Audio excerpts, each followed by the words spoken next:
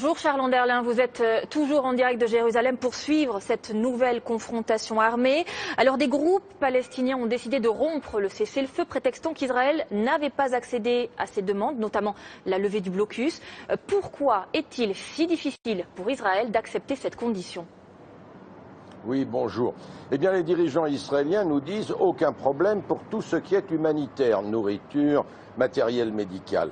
Mais par ailleurs, pas question de permettre le réarmement du Hamas, par exemple en autorisant sans contrôle le passage de béton, de ciment qui irait non pas aux écoles, aux hôpitaux de Gaza, mais aux bunkers ou aux souterrains d'attaque du Hamas. Un port, un aéroport à Gaza, pas question sans un accord global, notamment avec la communauté internationale. Et là, je dois vous rappeler que pour les États-Unis, l'Union européenne, la France, le Hamas et sa branche armée sont une organisation terroriste. Et par exemple, une des raisons à l'origine probablement de ce conflit, le fait que le Hamas, depuis 5 mois, n'arrive pas à payer ses fonctionnaires et ses combattants. Cela représente dans les 300-350 millions d'euros.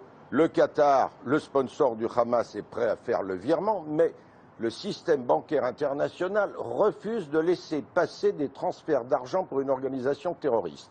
Quant à l'Égypte, qui, elle, contrôle le poste frontière avec Gaza, elle interdit le passage de valises bourrées d'argent. Donc voici, en fait, le véritable problème du blocus. La communauté internationale en fait partie.